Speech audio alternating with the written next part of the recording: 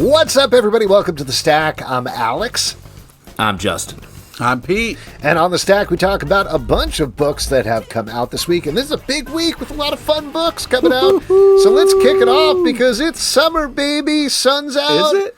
Sun's out, S is out, as I always say, with the Summer of Superman special #1 from DC Comics, written by Dan Slott, Mark Waid, and Joshua Williamson, art by Jorgé Jiménez.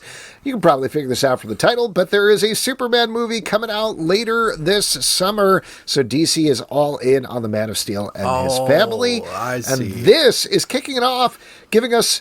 And I thought this was an interesting structure, not to get right into the review portion, but I thought it was interesting because it is one overarching story, but at the same time, you got three guys working on three different Superman titles, all giving us not exactly a preview of their title necessarily, but a little bit of the feel. And so what you get here is Mark Waid is doing a Superboy story like he will be doing in Action Comics. Dan Slott is full-time jumping over to DC. He's doing a new series called Superman Unlimited. And Joshua Williamson, as we talked about on the show, is the ongoing writer on Superman. So that's what you kind of got going on here. Justin, feels like you would like to jump in and say something. Justin, do you think this is going to be the summer of Superman, like a Brat summer, if you will? Yes, I think we're all going to have... I mean, you guys both went so crazy for Brat Summer that I think this is going to be sort of Brat take to Super Brat. So sick. I ate so many brats that summer. And by the end, I think you mean those are brats. Those are brats, Alex. Brats. Oh, okay, yes. Yeah. What a misjudgment of that, what that was. My what fault, that cultural moment was. It was very tasty. Yeah. You must have been very confused when Kamala was brat. Yeah. I kept picturing her. I was so hungry. I kept picturing her as a big sausage up there on the stage at the DNC. Yeah. Let's not talk about that. That makes me sad. Let's talk about Superman instead. What were you going to say, Justin? Yeah, Justin. So obviously, there's big Dan Slott energy moving into the DC universe, and it's interesting seeing him and Mark Waid. Like they feel like they are really a nice complement to each other on these two titles, and their stories I think dovetail really nicely in here. All three really worked well. I like where this is going. To get into the back end of it. Are we seeing the crossover to the Absolute Universe happening here in real time, basically? Mm-hmm. Oh, I don't know. Yes. Is that... Yeah. That's pretty... I'm surprised we're getting that at this moment. Well, we're heading into something happening, I think, in October, which is going to be about a year of DC all in an Absolute Universe. So I actually feel like that's an appropriate time to start broaching the subject, which is what I think they're going to do. Like, they're not going to have the full-on Crisis on Infinite Earth style thing, but they're definitely inching in that direction. And I was very surprised about that. You know, I think to give you guys listening the overarching story here, Lana Lang and John Henry Irons are getting married in Smallville, but at the same time, there's this time incursion that's happening from a frenemy of the Legion of Superheroes, pops up in Superboy times, then towards the beginning of the wedding, and then they try to solve the problem, but ultimately, like Justin's saying, it ties back to the events of the DC All-In Special, which we haven't really seen in this way since October, so it was very cool. Yeah. I agree. This was a fun-ish, a lot of stuff to enjoy here. The wedding stuff was cool. Fun kind of return of a bad guy there. So, yeah, I thought this was a solid special. Well, hold on. I do want to talk about this more specifically, though, because I do think, as a preview of what's to come, the big question mark is Dan Slott on Superman. We've generally really liked his work for Marvel. How do you feel he fit in DC? I mean, it's almost a more natural fit. I mean, he's known as, like, Spider-Man. Like, he wrote Spider-Man for so long. That's, very close to his heart. But I actually think Superman's a more natural fit to his sensibility. And I think this is going to be... This is a sort of long tail call that I'm making. But I feel like this will be the run that he is known for, is working on Superman. It feels like... And that's, he had a long run on Spider-Man, but he brought us like superior Spider-Man. He did a lot of things with the character, but his style just feels like, and his tone feels like a more natural fit to the Superman character in general. That's interesting that you say that, because I find him more of a humor writer. You know what I mean? Like, I feel like Spider-Man fits that sensibility a little bit more.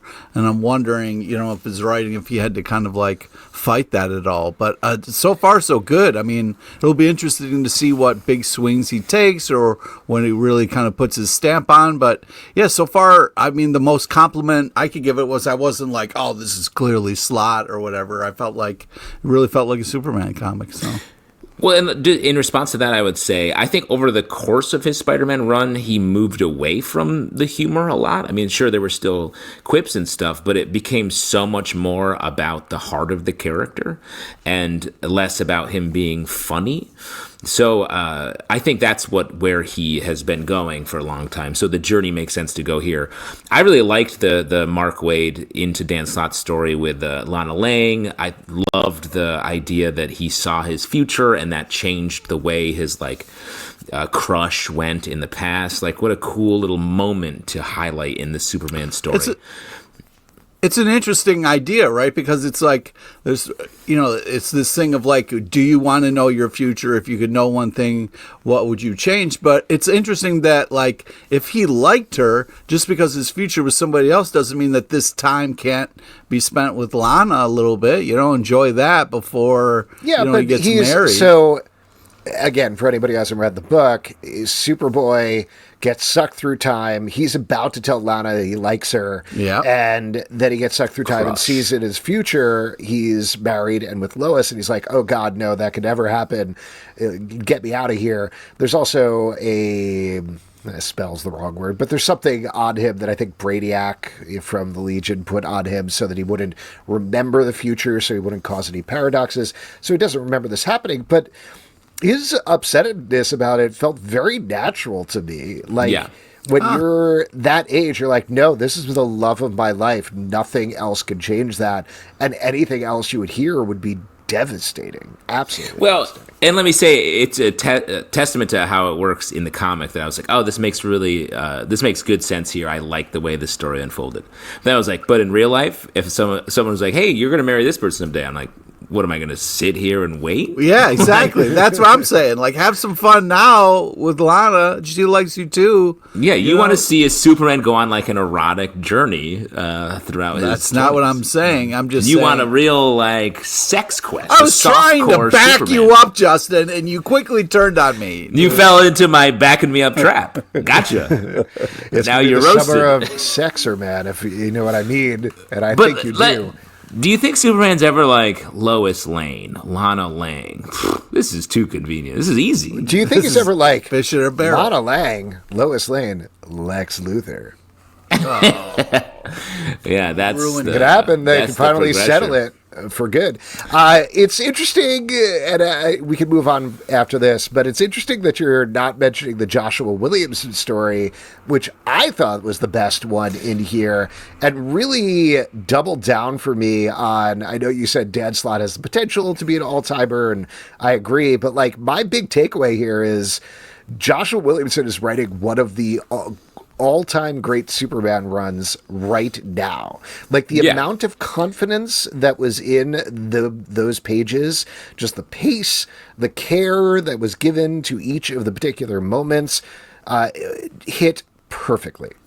Yeah, no, I'm not down crediting him at all. Like, I love his writing, and in fact, I think he's more versatile than Mark and Dan. Like, he can tell sort of any story. I feel like you can feel his. Like, he has the harder job in this book where he has to finish the wedding story and then tell all these other pieces and make it coherent. I think he really does that, and does it well. So, like, it truly is the summer of Superman. Yes. Wait, sorry. I just want to say one last thing, and then we can move on. Just because I want to give a shout out to. You keep saying we're going to move on. No, this is literally the last thing. Because you said that the last time, though. That's you know true. What I mean? I wanted to say something about Joshua Williamson, but now I want to say something about Jorgé Jiménez because. So don't put a caveat as my note then. Okay, and then I have one more note about the sexual journey of Superman. Yes, and Pete, famously, you don't like to talk about the art, so should I just not? give credit to the artist? Yeah, that's a great idea. Yeah. Okay. I'd rather you be more accurate. Okay, great. Why don't we move on then to the next? No, talk about the art. Come on. The art. I was really floored by the fact that Jorgé Jiménez drew 3 stories for 3 different guys and had 3 different art styles in here. Yes, and 3 different types of panel layouts. That's crazy. It's really impressive. Yeah, that's some real flexing right there. That's some impressive art. Yeah. So, great special, very fun. We are all going to get laid this summer. Wolverine number 8 from Marvel. All right, great news. Written by, hey, great news. Hey, I've got some good news for you. Hey, bro, it's not news, It's already been happening. Written by Saladin Ahmed and Daniel Warren Johnson. Art by Martín Cóccolo and Daniel Warren Johnson. The first couple of stories are wrapping up Wolverine's fight against the Adamantine and also the Wendigo arc as he goes up against Arcade. Man, so and at glad. the end of that, Marvel has promised one of the biggest twist in Wolverine's 400-issue history. And then the backup story is Daniel Warren Johnson writing and drawing a story of a samurai-era Wolverine. Hell yeah. Pete, you're our Sharps expert. Over to you. 400 issues, baby. We did it. Yes. What a journey. What a trip it's been. Oh, man. Could you real quick, I don't want to interrupt, but could you real quick just sort of recap the last 400 issues of Wolverine? I mean, first he had claws, and then he lost them, and they were just bones. And then he got his claws back, and then he had a kid. Then he learned out about his name and where he came from. And then at the end of this, turns out Mom's here. What? Oh, shit. Mom's dropping notes off. What a time. That was actually pretty good. Thank you. But I do think that I love the last couple of pages where you get to see all the covers. It's like going back in time. I remember exactly like where I was when these comics dropped, what was going on. So, oh man, just seeing those old Civil War covers was a nice kind of journey back. What a time. What a time to be alive. But You're talking about the covers in the back first? Of course he was. I got to that and I was like, Pete's going to love this and talk about this first. See? Yeah, I guess AI can be real because you could just plug me in and I'm going to do what you think. But here's the thing, Pete. What if you had some sort of heart attack and you never got to talk about Daniel Warren Johnson's story, and instead you were like, the covers in the back that they do every 50 issues of Wolverine? Justin, it's okay. We've got Chat GPT to cover it. Man, the real kick in the pants. Oh, man. But yeah, I mean, this was, I thought, a great celebration and also a great issue. A lot of crazy stuff that happens in here. I don't know if I'm ready for the mom stuff. That shit was like a little, I don't know. I thought it was kind of crazy. I was like, what are we doing right now? But could be interesting. I thought it was a crazy turn. I'm so glad that with the Wendigo thing paid off because I was really worried about that.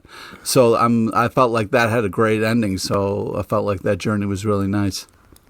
I mean, I do think the second story that got into that stuff was good, was better. The adamantine stuff, this never really hit for me. It felt like, and I'm surprised it felt like it was something that was going to go on for a long time, and it's only been 400 issues of doing it, so I feel like we could have got a couple more out of it. But more seriously, it just felt like, I don't know quite what this is about, and then it was resolved sort of quickly, and it felt like Wolverine was just along for the ride for a lot of it. So the other stories I enjoyed more. The Daniel Warren Johnson stuff was very cool. It was nice to see him doing that and drawing that. Yeah, it was artistically amazing, but also just like I love that kind of history of Wolverine so much. I wish we visited that a little bit more. But man, it was cool to see for sure. I did like the arcade story, but two things that I want to mention about crazy ending on that. Crazy ending. Arcade going so much harder than he usually goes in the story. Like, usually he's like, I got some goofy robots and they look like your friends. This one he's like, I'm going to go through your entire tortured history while your Wendigo friend is maybe going to bite some people's heads off, and then I'm going to trap you in some acid and it's going to burn you down to your bones. Just very, like... He's frustrated. Imagine being named Arcade. That's like being named Beeper or Traveler. It doesn't exist anymore. It's not clear who hired him, because his whole thing is like, well, I didn't do anything. I was just hired by this guy to kill you. But this time he's like, I'm going to create a fucked up death trap for you, Wolverine. So, I don't know. I mean, that took me out a little bit, but otherwise I did like it. I liked how hard. And Justin, his name was great in the 80s and 90s when they were around. You know what I mean? But it'd be like if he was named Sega Genesis. It'd be like, God, it's dude, your time is past, dude. Yeah, dude. What should he be called? Steam Deck or something? What do you guys think? Yes, I wish we should rename him Massive Multiplayer RPG. Oh, wow. Perfect. Yes, and great art on the Daniel Warren Johnson story. Here's to 400 more. Yeah! Teenage Mutant... And then that's it. And then it's canceled. Teenage Mutant Ninja Turtles #8 from IDW, written by Jason Aaron, art by Juan Ferreyra. The Turtle Brothers are fighting. Turtle Brothers. And it really goes down in this issue, a thing that's been going on with the dead Splinter Rat that we kind of intuited may in fact be true. We get two great guest stars here that go really hard. Pete, you doing okay? No, I'm not. And it's hard because it's like, in Aaron we trust. He's an unbelievable writer, but we're 8 issues in, and this is beating the fuck out of my childhood. This is depressing shit right now, and it's hard to keep going in this direction. I'm trying to trust the process and be on board. I think it's a very interesting story, a very cool, unique look at something that was a huge part of my life. But man, this has been tough right now. I still am hanging with it though, because I want it to end well. But man, this is not looking good. You just want them spinning pizzas and doing ollies on their skateboards. This is why I hear just what want you're to saying, get along Pete. and be brothers again. I hear what you're saying. Oh, okay. So that might be the thing. This is jumping ahead to my conclusion here. But I was going to say, like, if your child is the Eastman and Laird TMNT, the original comic books, this is what happened to them, and worse. Like, the thing that stuck to me and really sold me on the Turtles is when they get absolutely ripped apart by Shredder and have to run out of the city to a farm and hide out because they've been beaten so badly in the original. I think it was like this first 6 issues or something like that. That's correct. Yes. So that's what they're calling on here, and I love seeing them so down because we know they're going to win. We know they're going to get back. Do we? It's not looking good, bro. This is the turn. This is the turn. In He's this issue. done. Yeah, he's out. But I think it's great. Like, take them out and then show us how they become heroes and a team again. That's good. That's what I'm hoping is going to happen, dude. But we're still 8 in, and we haven't. 18. Well, I think.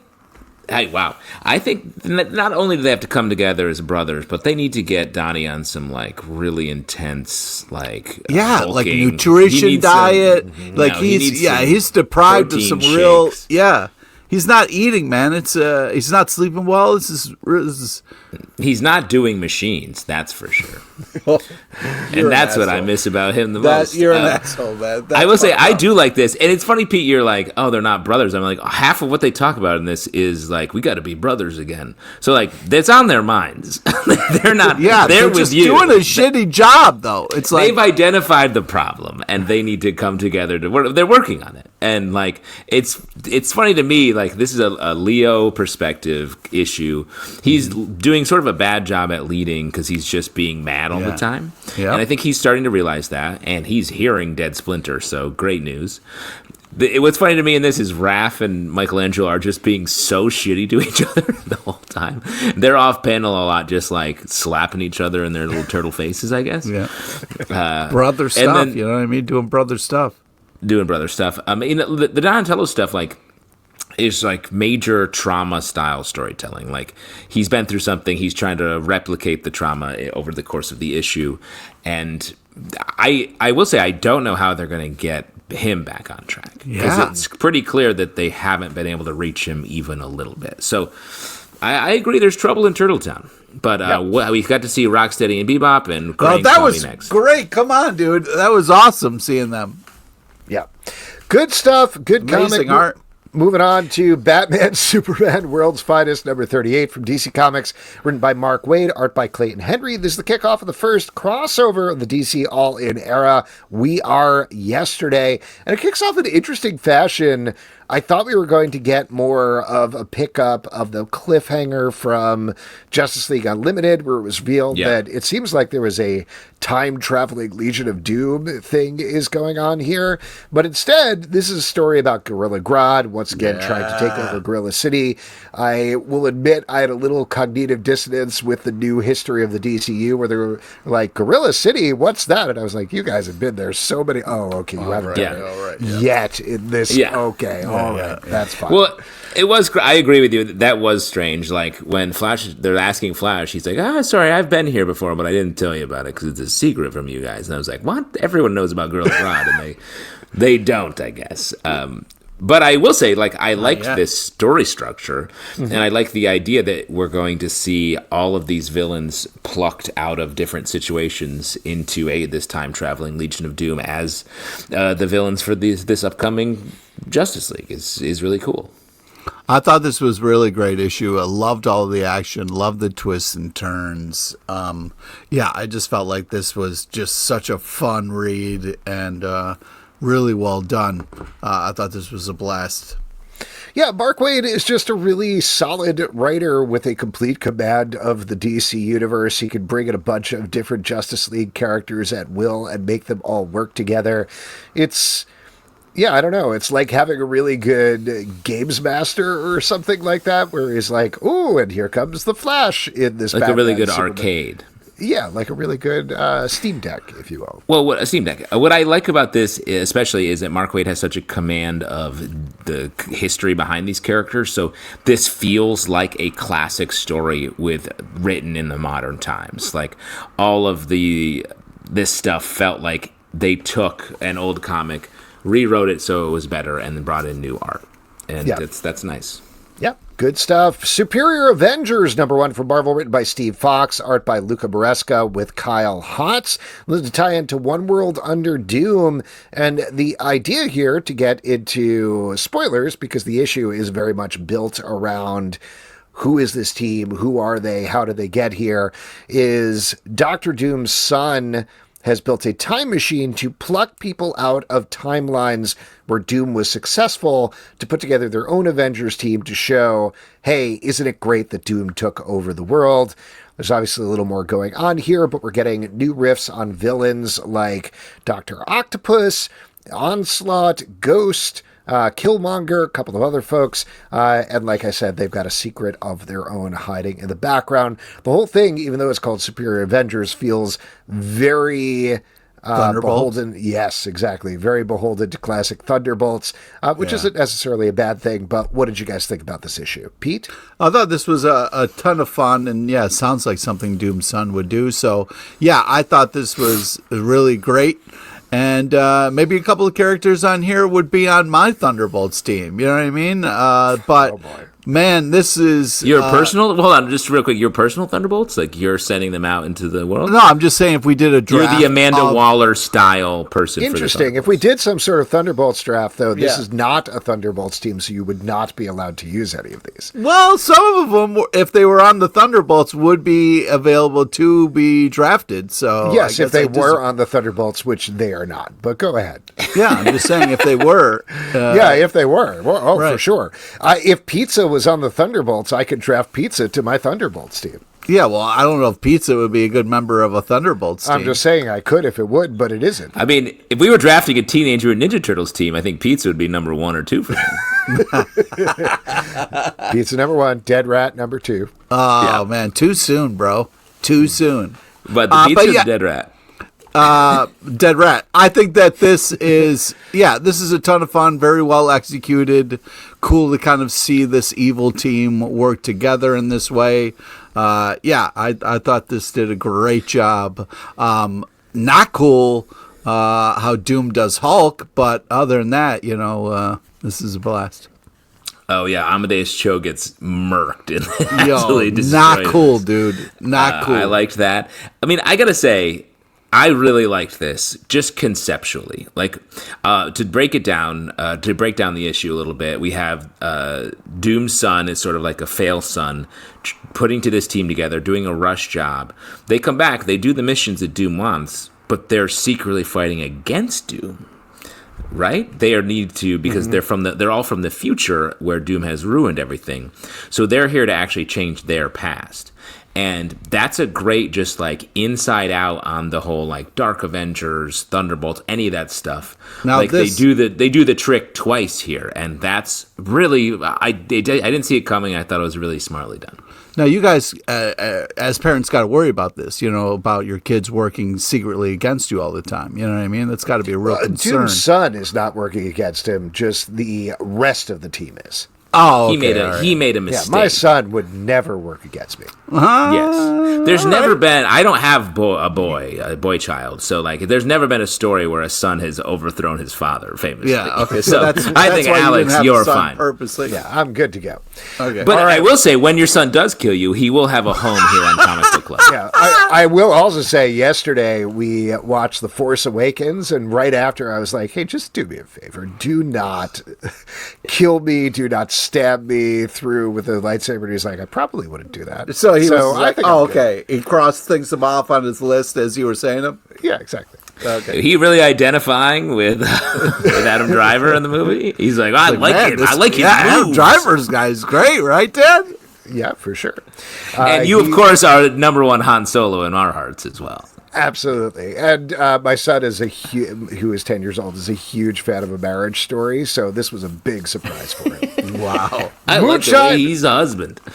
Moonshine, I like it when he punches that wall. Moonshine Bigfoot, #1 from Image Comics, written by Mike Marlow and Zach Howard, art by Steve Ellis. This is basically What If Dukes of Hazzard, but with cryptids.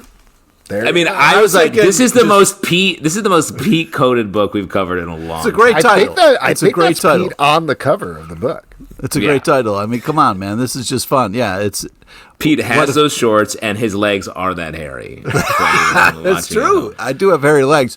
I just think that this is like Dukes of Hazzard, but Bigfoot's Bo and Duke. You know what I mean? So it's a niche thing, but it definitely fills the spot for sure. Well, are you launching into a criticism because it's not too? What is this niche thing? What niche? If you like the Dukes of Hazzards and maybe think cryptids are cool, you're gonna love this. This is a perfect. Oh, okay, that niche. Not like if you watch Dukes of Hazzard and really wish they were one guy. They're one dude. Yeah, I want Duke of Hazzard. I'm sick of these Duke boys. I want Duke Boy.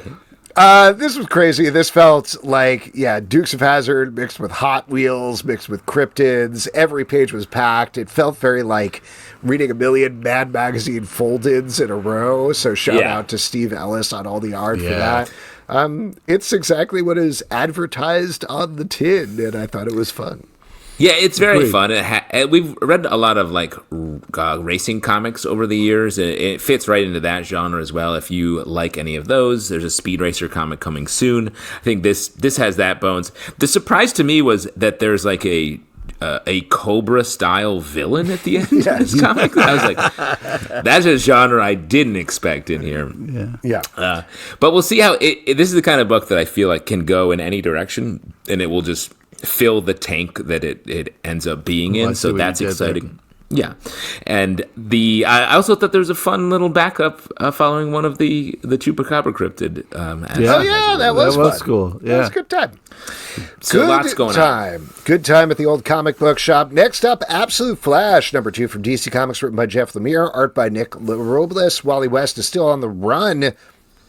from the Rogues and starts experimenting with his powers in this issue. Justin, I believe you may have had a reappraisal of this title. Yes. Yeah, Justin. Sort of a come to Jesus moment for Flash. Whoa. For our come to Wally moment, because this issue is great. The pace of this comic and the way that it plays with time really elevated it in this second issue. I thought everything came into a much sharper focus here, and while it doesn't have the same tone as the other Absolute comics, I think it has its own stressed tone. It's more antic as opposed to just like a darker tinge like the other books have, and that really tracks with Flash, and it's actually a smart choice, I think.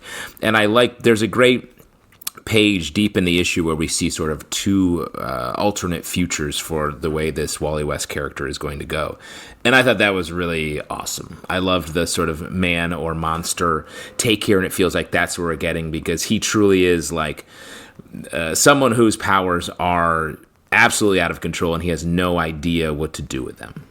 I agree with you right up until the end. I feel like the reveal at the end was a little underwhelming. You know what I mean? Because they like built it up, and then they're like, and the very last page you're talking about. Yeah, and they were like, and Space Monkey, and you're like, what? So no, okay. So, but Pete's talking about here is the Rogues are trying to take care of Wally West. They can't get him, and they're like, all right, you know what we're gonna do? We gotta bring out Grodd. And you're like, oh shit, here comes Gorilla Grodd.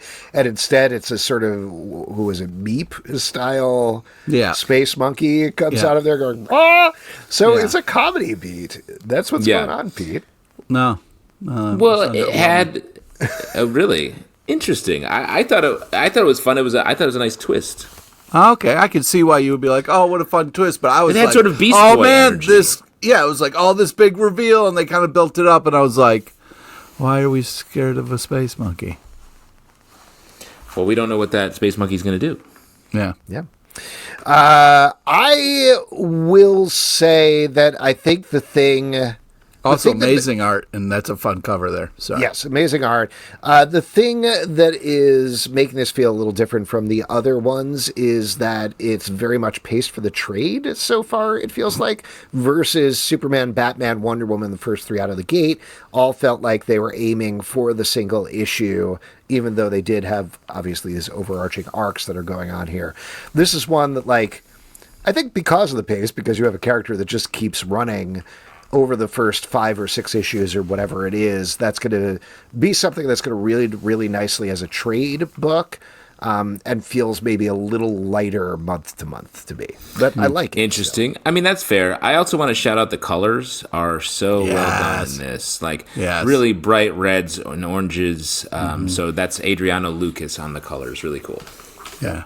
Great Godzilla vs. Hulk, #1 from Marvel, written by Jerry Duggan, art by Giuseppe Camuncoli. This is the second of a series of one-shots where Godzilla is taking on the Marvel Universe. Here we're getting, I think, what seems to be a alternate history, because there's certainly a lot of folks dead, or it might be a niche, to use Pete's word, in Marvel history where a lot of different stuff is going on. Either way, first one was set in the 60s. This, I believe, is set in the 70s. Pete, you seem stoked. Take it away. Oh, my God. What a blast of an issue this is. I love this cover. I want that to be a T-shirt. This is just I love it. And then kind of I was worried because I was like, oh my God, I want to root for Godzilla. I always root for Godzilla, but versus the Hulk, always. Hulk's my guy. Who do Even I when Godzilla was canceled for that, those tweets, like you still were rooting for Godzilla. Wow, dude. Wow. That was a shocking choice for you, Pete, but it's really nice you stood by. Godzilla still hasn't really apologized either. Oh, God. Like, I mean, there was that Notes app thing, but like, I don't consider it didn't that really, an apology. it was halfway. It counts. It counts. Yeah. Anyways, I just, there's this line that I just love so much where Hulk says, we monsters stick together. Oh, what a powerful, lovely, unbelievable line. Suck it, Ross. Fuck you. Yeah, this was great. I just Ross had from Friends. Ross from Friends. Yeah. Same guy. Also, the big bad Ross from Marvel Comics, Yeah. Ross from Friends. That's who I want. That's who I want in the next iteration of the Red Hulk. Ross is David Schwimmer playing Ross from Friends. Yeah, it'd be less scary. We were on a break. That's what he hulks out. Yeah. I will break you like the time I was on a break. But it's great how many comics Godzilla has been in lately, and I'm having a blast. Yeah. Godzilla is, I'm just thinking about this for the first time, is a big busy slut lately, and like really out there doing a lot of work. And so shouts to that. Get busy, be busy, stay busy. The ultimate fight I want to see is Godzilla versus Godzuki, father against son, like Alex and his son. We'll see who wins. One day. Who dies. It's going to happen. Yeah. But this was fun. I mean, there's a turn here at one point that I thought was really cool and well done. And then there's a little tip at the end that there may be more in this little pocket universe. So good on you. I mean, there's 4 more issues in these one-shots, or maybe 3 more issues, I'm forgetting which. And then they just announced that Jerry Duggan is going to do a 5-issue miniseries starting in July called Godzilla Destroys the Marvel Universe.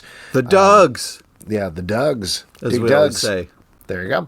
Buried Long, Long Ago, #1 from Bad Cave Studios, written by Anthony Cleveland, art by Alex Cormack. This is following 3 kids who go to visit their mom who has just got married, and there are some dark things waiting for them there. Oh, Jesus.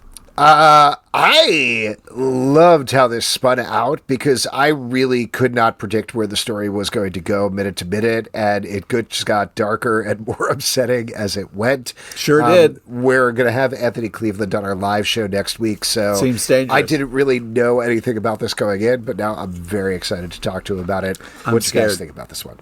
I really enjoyed this as well because for a book called Buried Long, Long Ago, like I was like, oh, there's a lot of fucked up stuff happening in the present. I don't know. So like the buried stuff, I'm buried like, anything, yeah. It feels like that was just like a flip that I didn't see coming, and I really liked that because I'm like, oh, something's is rising from the mud. I'm like, oh no, they're dealing with like a straight up murder right now. So that I really liked that. That kept me unsettled, and in addition to the horror that Pete's wetting his pants about, like I thought this was really this is double pee pants, my highest honor. Yeah, this is definitely double pee pants. I mean, this cover alone is you got to wear Depends because this is scary stuff, and a lot of noping going on for me when I was reading this. I was like, nope, oh no, and then ruining getting midnight snacks. The coveted 7 nopes from Pete. No one's going to get midnight snacks again after this. I mean, it's just that's good for your health. I will say. Yeah. No, wait, no. Hold on a second. I have to say. How often are you getting up and you're getting out of bed and going and eating a meal? Yeah, that's the whole point of a midnight snack. What are you eating? Really do that? Do out you go of to the sleep, wake up, and then eat? Yeah, prepare a meal. Yeah, it's midnight. Prepare? Tell me what midnight snack you're having, like a 4-course tasting? Like a roast? Yeah, you're making ribs from scratch. You're pulling them out of the package, smoking them for 4 hours. And then... That's right. Yeah.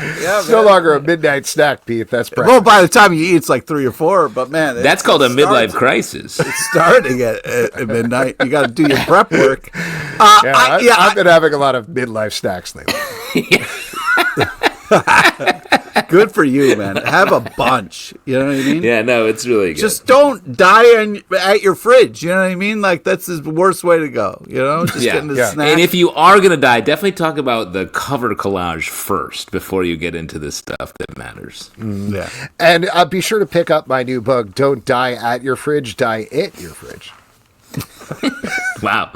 Oh, that's your diet? Yeah. Diet your fridge? Yeah, it's just like don't die at your fridge. It's 1 page long. You got to date your fridge. You know what I mean? Mm-hmm. Yeah, date your fridge. What are we talking about here? Buried Long Ago is very good. Check it out. It's spooky scary. DC X Sonic the Hedgehog, #2 from DC Comics, written by Ian Flynn, art by Adam Bryce Thomas. Darkseid is coming for the Chaos Emeralds. It was up to the Justice League and Team Sonic to take him down. which they're not doing a very good job of this issue, man. and things get very bad. I continue to think this crossover is a lot of fun. What about you guys? I don't know if they should have trusted these hedgehogs. And honestly, if someone was like, we have to team up with these hedgehogs to save the universe, I wouldn't trust them either. What? Have you not seen any of the Sonic movies? Come on, bro. Yeah. I really like the sequence where all of the Justice League were riding on their different vehicles and stuff. That was fun. That was fun. I mean that sincerely, by the way. Like, I like that this crossover is more firmly set in the Sonic world. It's much more all ages and all ages friendly. And I like that. I like that tone. It's fun to see the Justice League in that. I agree. You go. Okay, I agree. I also think it's surprising that like how hard it's going based the fact that it's in the Sonic universe. You would think it would be a little lighter, but I appreciate what they're bringing to this. Yeah, I was surprised at how much I liked this and how much fun it was. Great art. This is action packed. I was surprised how on the edge of my seat I was for this. Yeah. How many nopes? Well, no nopes, man. This was no all nopes. yeses. This is all Pete yeses. says no nopes. I will say I think the way they resolved this issue and sort of pushed through the boss battle that I was expecting to be a couple more issues down the line to get to a new idea. I thought that was really cool. So good on you, hedgehogs. Here's another crossover in the making. Web of Venomverse, Fresh Brains, #1 from Marvel, written by Matt Groom, David Dasmalchian, Erica Schultz, and Chris Eliopoulos. Art by Luciano Vecchio, Juan Jose Rip, Dylan Burnett, Chris Allen, and Chris Eliopoulos. Similar to the Spider-Verse issue that came out a little while ago, they are looking for a champion to lead the Venomverse team, and so we get a bunch of potential new Venoms that show up here with different iterations. Pete, you're our Venom guy. What'd you think? This is a blast. This is a ton of fun. I love the Venom Mouse first kind of story. It was so great. Also, the Mandy's phlegm story in the back was amazing. Fun art, great stories here. This is a tight package, man. This is fun. It's a little goopy at times. But man, this is a blast. I will say I do like the format of these two issues that we've been talking about, the Spider-Verse and now this Venomverse one, where it really is this like, who should I pick? It's just very funny to me that the first story was about a literal mouse that gets its own symbiote, and then after that, the person deciding like, should I pick the tiny mouse Venom to lead the team of Venoms? Well, it makes like a sort of a heartfelt like, actually no, that mouse needs to lead its own revolution. I was like, you're not gonna pick a mouse to lead your Venom team. Hey, dude, come on, dude. You know what I mean? Like, there's been a lot of heroic mouses, you know? Mighty Mouse was a fucking hero, dude. You wouldn't pick Mighty Mouse first in your fucking team? Come on, dude. And that mouse did a great job of saving that whole lab of animals, bro. He went back for the other animals. Come on. Let me ask you a question. Do you think they decided Mouse Venom first and then realized they could do Venom Mouse, or was it Venom Mouse just like from the start? It's probably Venom Mouse from the start, you know what I mean? Sorry, I had $1,000 on Pete saying Mighty Mouse was a fucking hero on this podcast. So I just hit on a pretty sick parlay. You're going to clock out. You're going to cash out now? I'm out of here. There's no way he's going to say the other thing I said he was going to say. It's the thing that got Godzilla in so much trouble on Twitter. If you know what I'm talking about. In the second story, I really like the Katie Power Venom Of course design. you did. Power back. No, that like... I actually thought this was one of the more Katie interesting... Pry, come on. This is right up your alley. I thought this was one of the more interesting Venom variant designs we've seen, where her entire face is tongues. It was really unsettling and gross. It was. When the teeth, the sort of like mouth that was on top, and the teeth were sort of everywhere, I agree with you. I thought it was cool. Yeah. Honestly, I thought that would have been the better choice of the Venoms, like right, rather than mostly regular Venom. Then like just another Venom. I was like, you have this Venom. You have a lot of these Venoms. Right.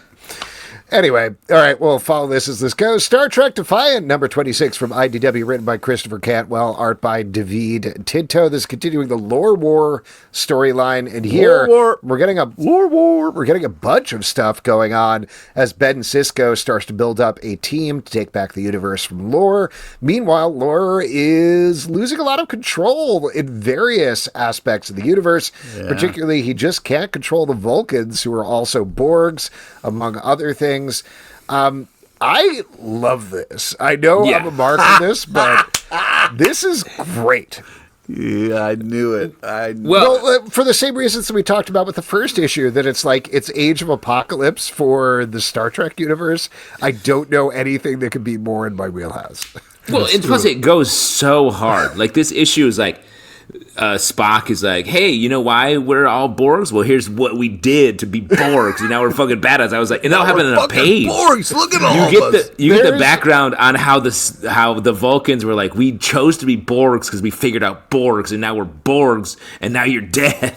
Well, there was that. Shit. There was also, like, I don't know if you guys read the text pages. We've talked a lot about whether text pages work or not. They're really working here to the point that, like, the opening is Laura goes back in time to Zephyr and Cockrum to change history, which I was like, great riff on First Contact. That's awesome. I love this.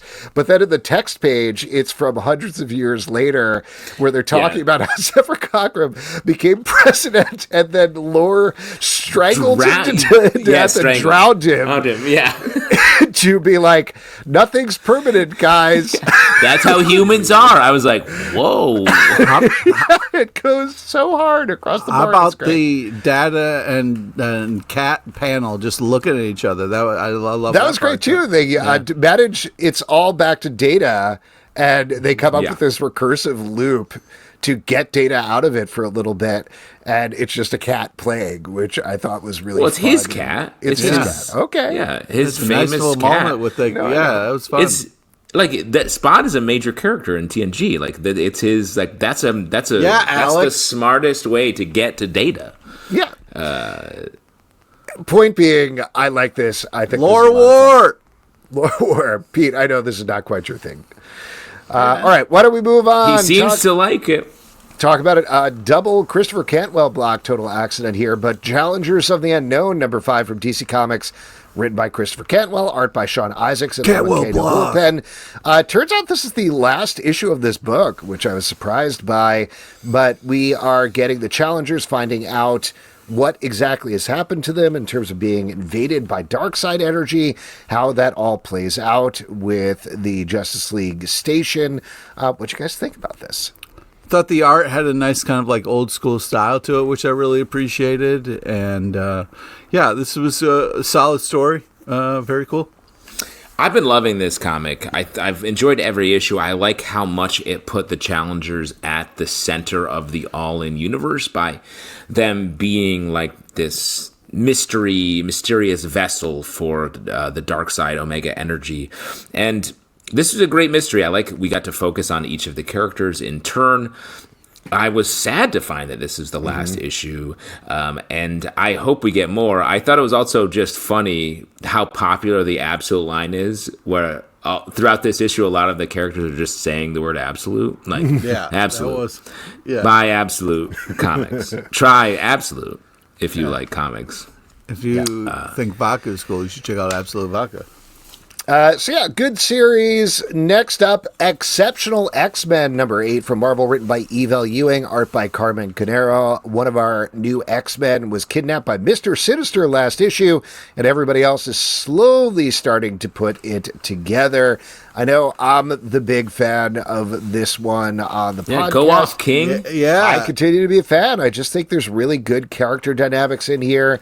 The way our dude's friend figures out that he's wrong and been created like a half-baked Sinister clone, I thought was really fun. The character stuff with Kitty Pryde, talking to her new girlfriend was pretty cool as well. And I like the conversation about what? What? Oh, I'm just surprised that you liked something that had to do with Kitty Pryde. You don't say. No, I thought it was a well-done conversation in terms of the girlfriend digging into, like, why do you keep calling me normal? I don't know if I love that. And yeah, exactly. I don't know. I thought that was like an interesting flip on the "you're treating me as a weird person" X-Men conversation. So again, I think the character dynamics are really good in this comic, and I am enjoying it quite a bit. Yeah, I mean, I like this too. It just feels like I want... I don't know what I want. It just needs a little bit of more push or something. Like, it has all the good character and the good drama of an X-Men comic, but it feels like it's such a hangout. Maybe I want them to, like, we know that, like, that they need to track down their kidnapped teammate from an issue and a half ago. And they spend so much time being like, this seems like a clone. What do you think we should do? Yes! Follow the clone, screw around with the clone a little bit, and then, like, eventually maybe go down. And so, like, maybe that's what is missing for me. But there's just one little seasoning bit that is not quite here for me. But I do enjoy all the character stuff.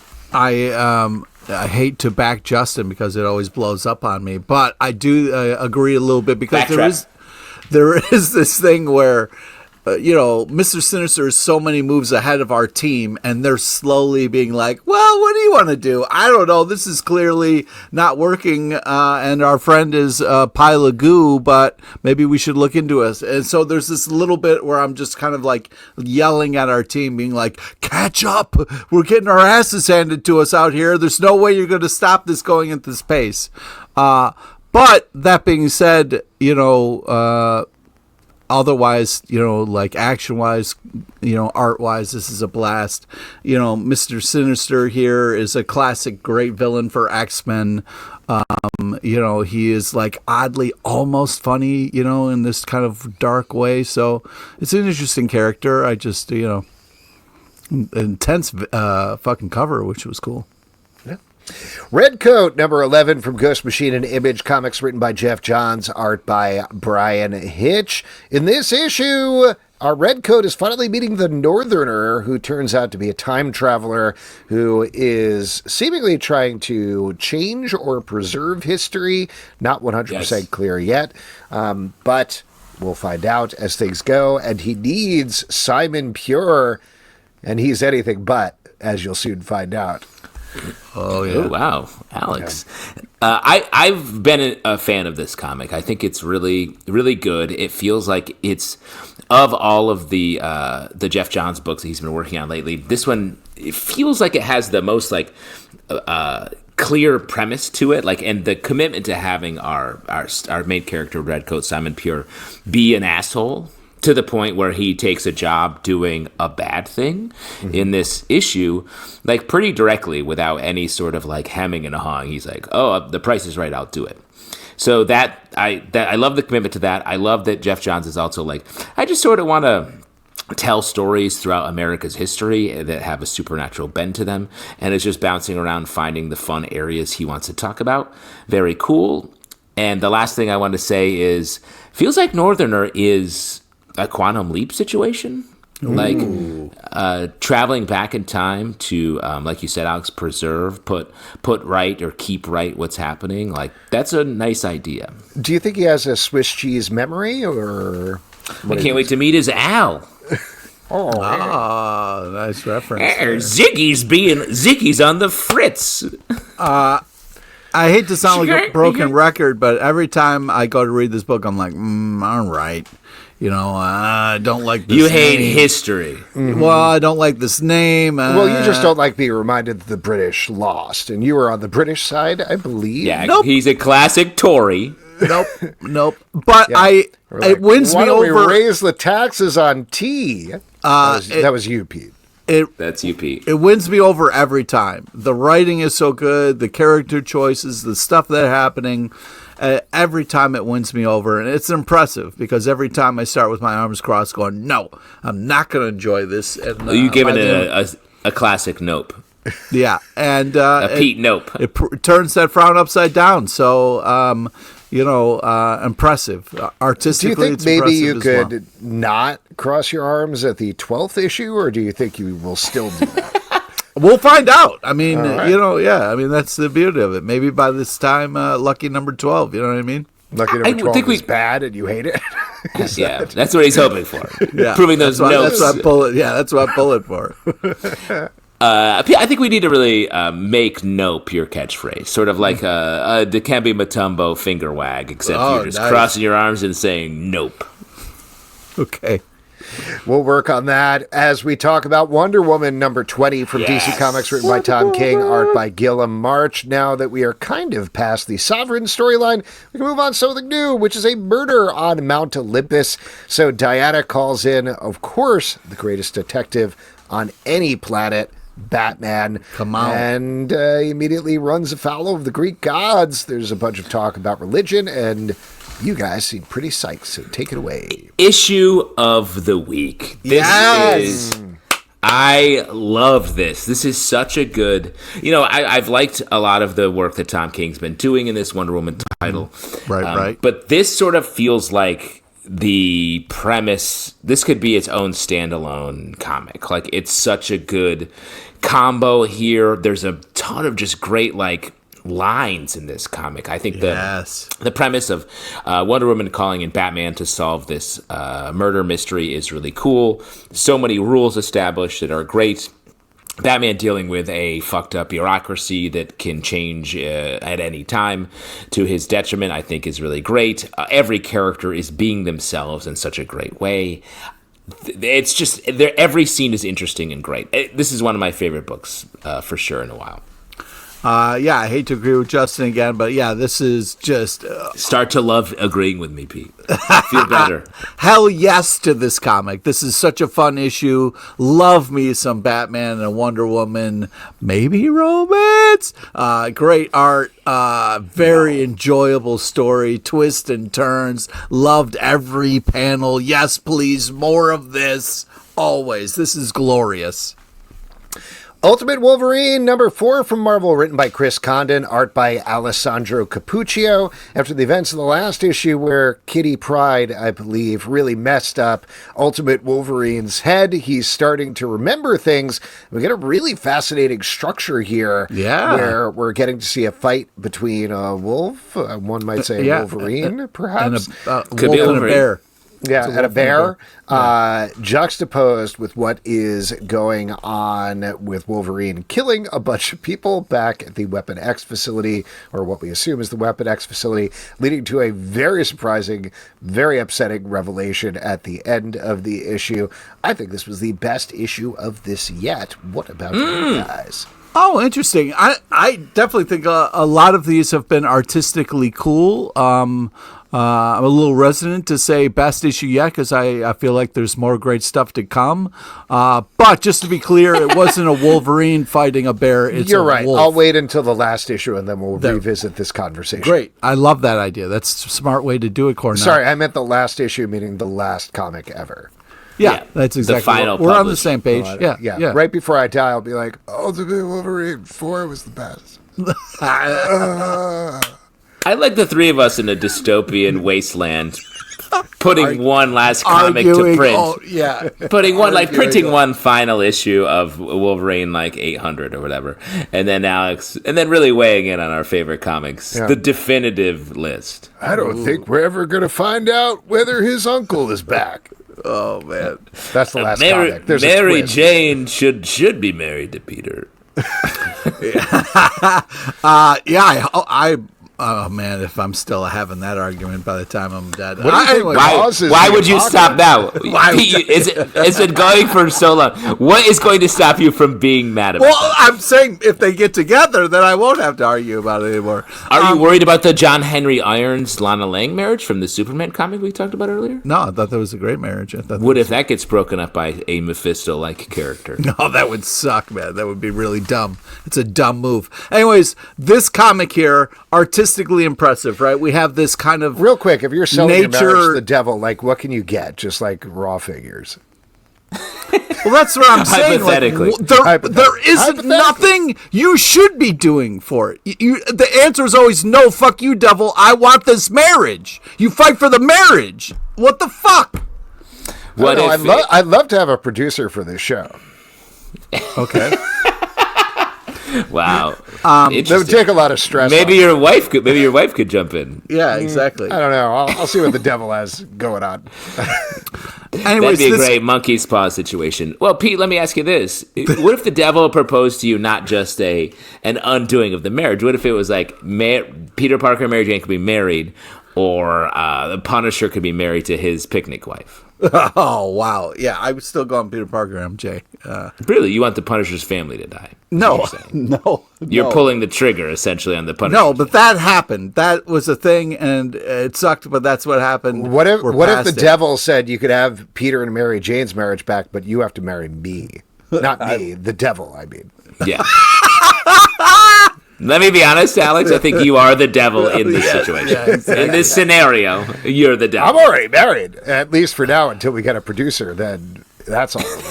But I would like to talk about Ultimate Wolverine #4 here. Visually interesting idea of we have this kind of like, just nature documentary show happening with a conversation that is about Wolverine kind of breaking out of his restraints. Very cool idea, artistically really well done.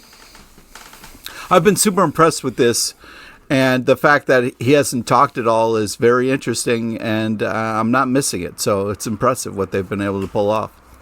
Yeah, I like the way this was a surprising way to tell the story, and I think it was cool, the nature doc side of it. And then where we end, and we get back to the Wolverine character and what he's dealing with at the end, and I liked the surprise reveal on the last. Yeah, a little scary, interesting twist at the end there. Yeah. And this is another one that I highly recommend reading the text page at the end, because that explains a lot more about what is going on in that last page in a even more upsetting way than you probably thought was going on. Yay! Be more upset. Yeah, except Pete, I'm guessing you didn't read the text page because there's one part of it you would really like. Yeah, I definitely have not. I don't like to read. Do you want me to tell you what it is?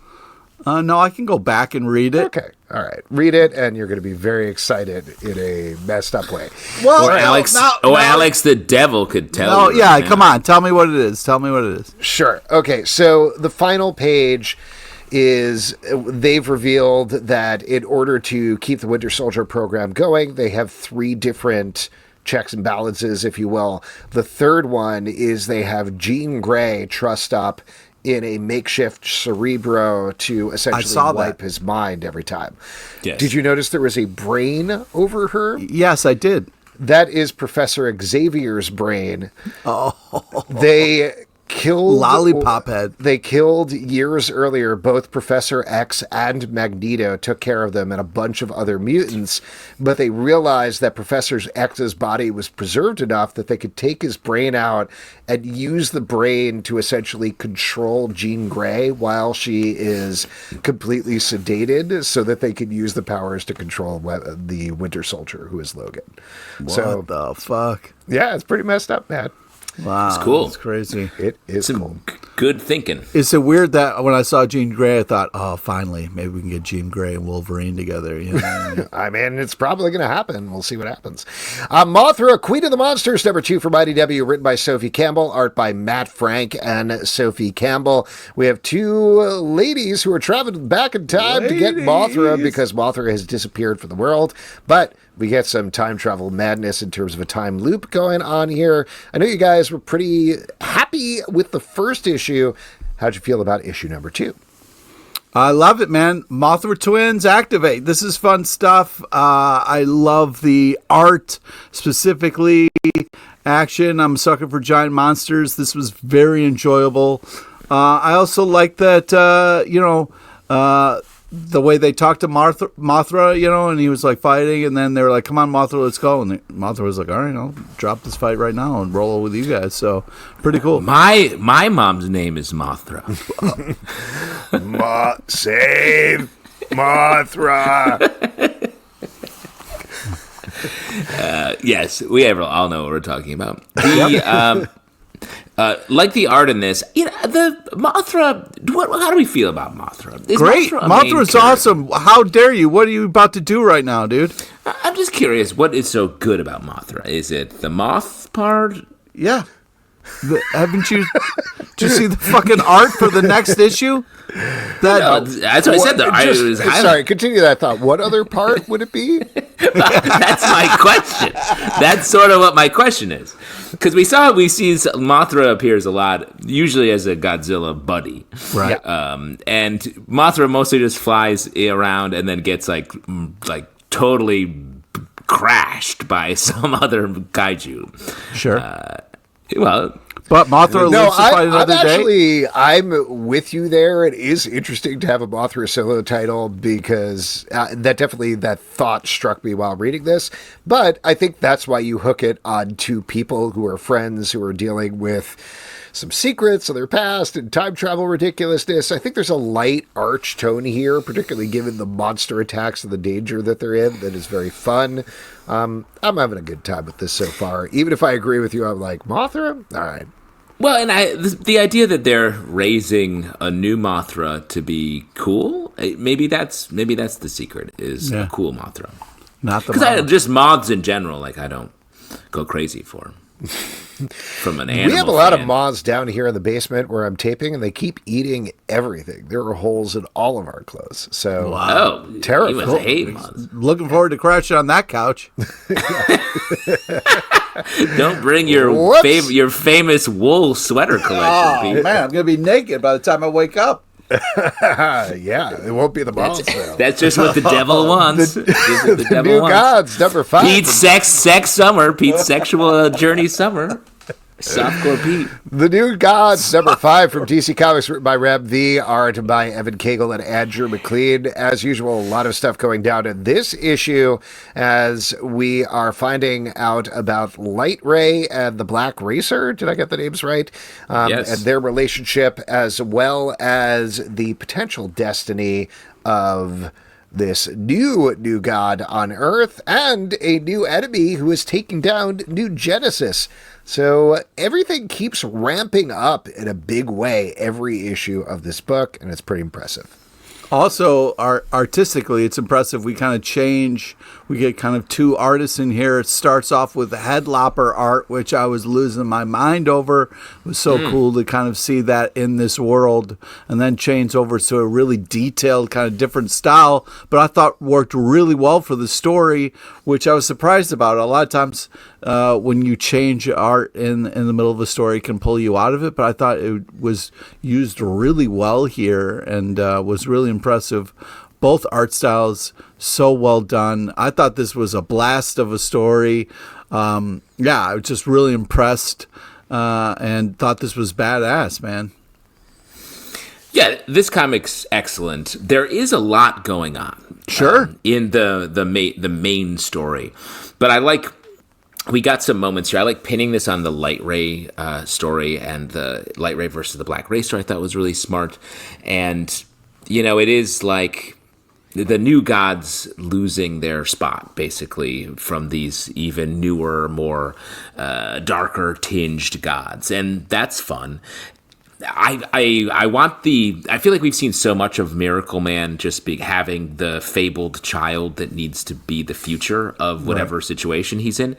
So I want them, it feels like they're moving to Earth to start a new thing. And I want to get there because that's when I feel like things can really grow out of this. But there's so many interesting things. The art is fantastic. There's a panel where one of this new threat just gets wrecked, just gets blasted with a light, and it's this incredibly detailed, Grateful Dead skeleton color palette getting shot off. It's really cool. Yeah. So this is like one of those books that it has just so much juice going for it, and I was also happy that I had forgotten the cover by the time I got to the last page, which is important for the surprise of the issue.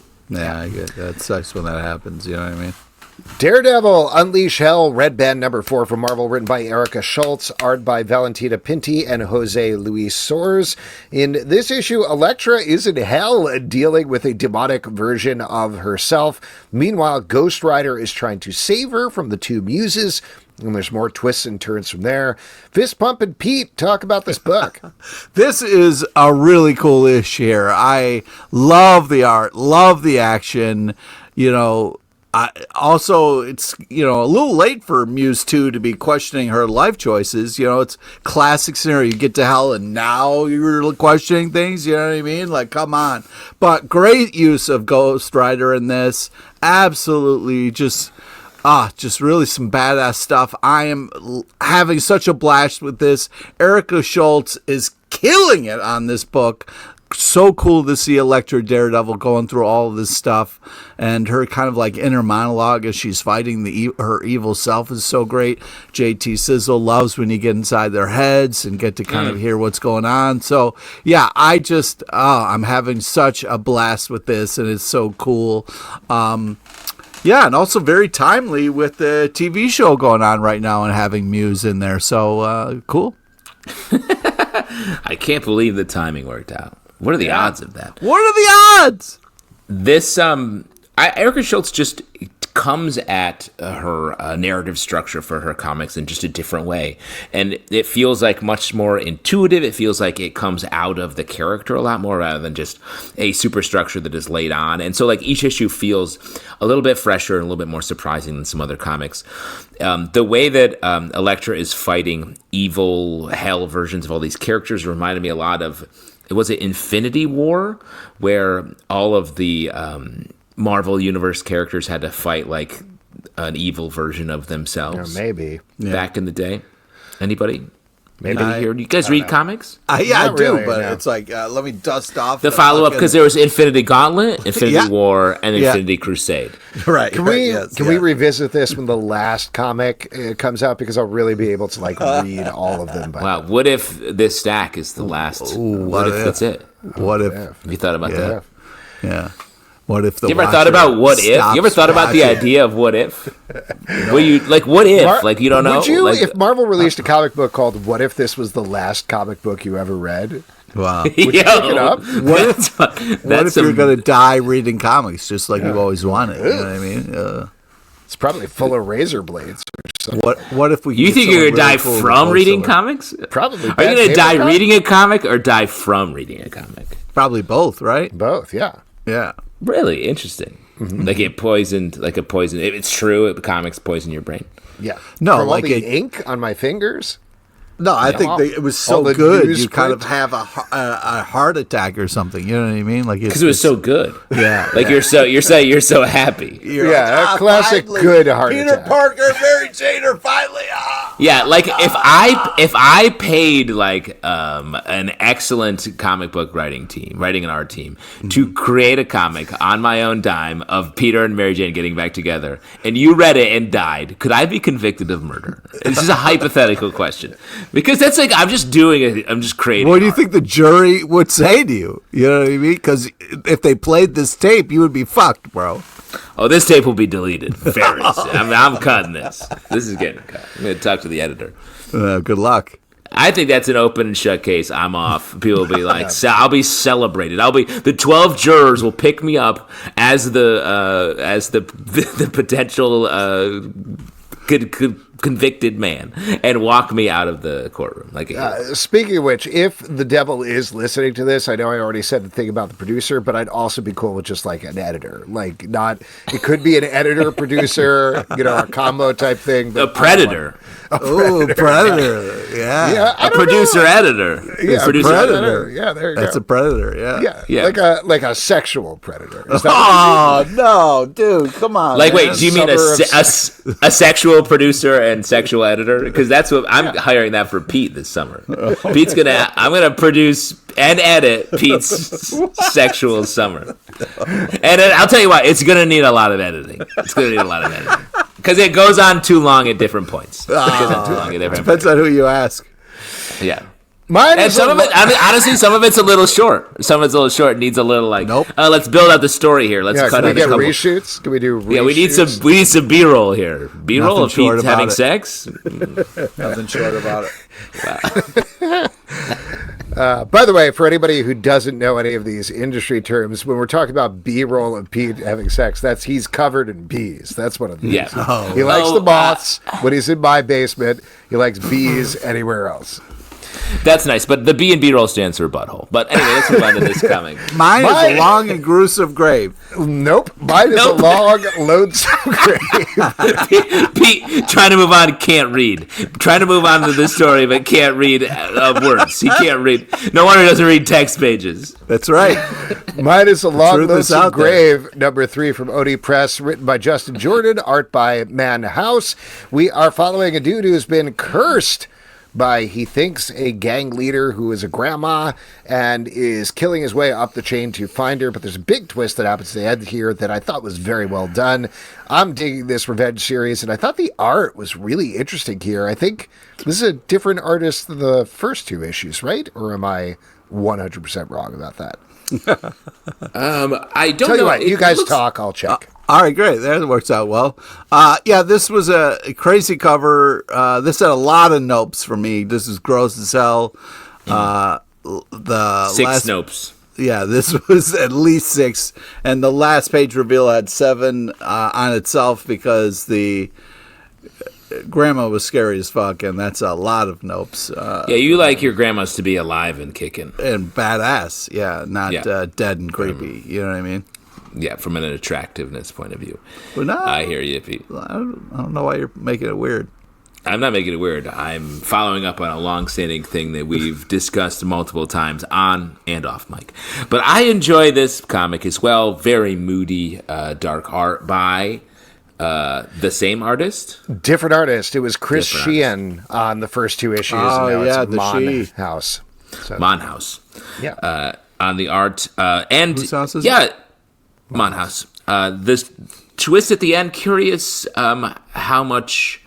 Because I don't know, the twist at the end, I was like, I don't know what this means for our character. Mm-hmm. It was sort of an, what would you call that? Like an open-ended twist? Open twist? Yeah. An open twist?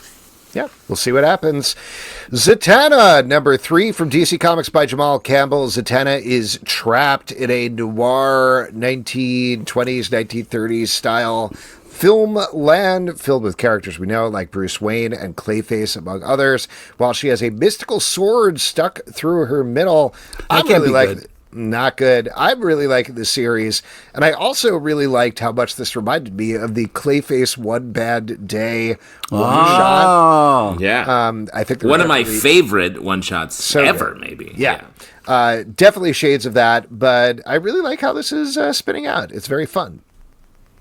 Yeah, I agree. The art's really impressive. Great to see Blue Devil. Like the twists and turns. But yeah, artistically, there's some really impressive panels in here, and it's just kind of a joy to read and look at. Yeah, I like this as well. I feel like a lot of Zatanna stories follow a similar track, and this one is pushing her into some different directions. She's losing very hard throughout. Yeah. And that's cool. I don't know if you guys are watching the season of Black Mirror yet. Mm-hmm. No. But there's an episode that is a little bit similar to some of the stuff that's happening here that I thought was just a funny confluence of events. But what are you saying? You're saying that... no one's ripping anybody off. Are you sure? It's funny. It seems like maybe... Definitely. The possibilities of that are so low. Yeah, it's slim to zero. You're thinking it's Hotel Reverie, right? Hotel Reverie, yes. Yeah. Where a character in that is stuck in a film noir, essentially, as well. So that is just a funny coincidence. What the fuck happened here? He asked if anybody was watching, and we were both like, no. And then you're like, oh, I know exactly what episode you're talking about, though. No, I didn't say I didn't watch it. I nodded yes. No. He nodded yes. I thought your quiet was the agreement of no. You got to look. No, you have to look and listen, Pete, because your eyes are open right now. And I was listening to him as he continued to talk and not talking him over him. Well, then how's that a podcast? Well played. Got us there. Well played. Why don't we wrap up here and talk about Cable, Love and Chrome, number 4 from Marvel, written by David Pepose, art by Mike Henderson. We had David on the show this week, and we talked to him about this. Yeah! Yes. I'm not sure what game you're playing here. Yeah. Anyway, in this issue, Cable is dealing with the fact that Avery, the woman he loves, is dying, and so he tries to change time to save her.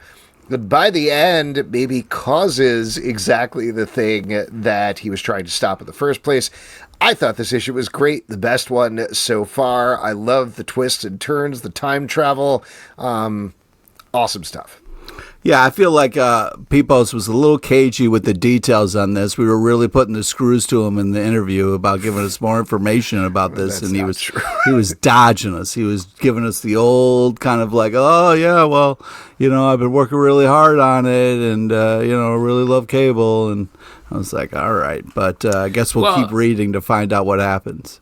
Well, but I think the reason he was not telling is because the issue hadn't come out when we were talking about that. And this is a great issue that is like the crux of the whole story. Like, yeah, he said he was like building towards this issue or something. That doesn't sound like something writers do. Yeah, what are you, a jock? Are you bullying him? Like, oh, you good at math, jock? Well, then do my homework. No, telling a great story here, and the way this issue was like. Not to keep talking about Black Mirror, but if this issue felt like a Black Mirror episode where it's a character who is trying to do the right thing and it keeps getting worse because of the use of a technology that he knows he shouldn't be using in the way that he's using it.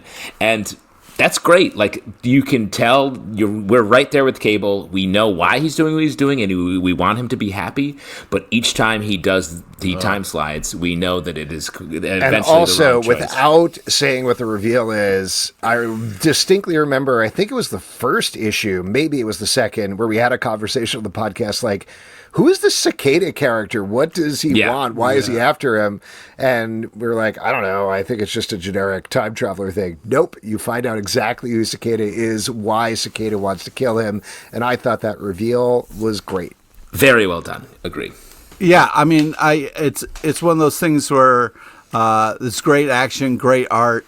It's hard because Cable is one of these characters that you root for, but things always work against him. So hopefully, he gets a little bit of sunshine in his day, but I don't know when it's going to come. Oh, that's nice.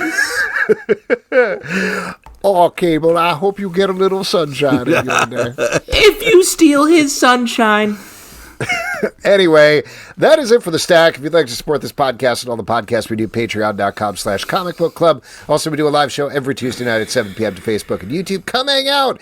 We would love to chat with you about comic books. Apple, Spotify, Android, or the app of your choice to subscribe, listen, and follow the show. comicbookclublive.com for this podcast and many more. Until next time, we'll see you at the Comic Book Club. Yeah, I just wanted to apologize real quick for Justin. Black Mirror is so hot right now. He just doesn't have a lot of cool creative things, to compare. You want to know what's hot right now? It's Pete LePage's OnlyFans. It goes live on June 21st as we kick off the Pete's Sexual Summer. We will be covering every in and every out, and I mean that how you think I mean that. Shouts, let's go. And a fun little Easter egg, if you search OnlyFans, you will in fact find a OnlyFans for Pete LePage. That's not a joke. That's not me, though. I have done nothing. It is you. It's technically I've done us. nothing. I've done nothing on OnlyFans, and I will do nothing. There's at least one post. Click and subscribe.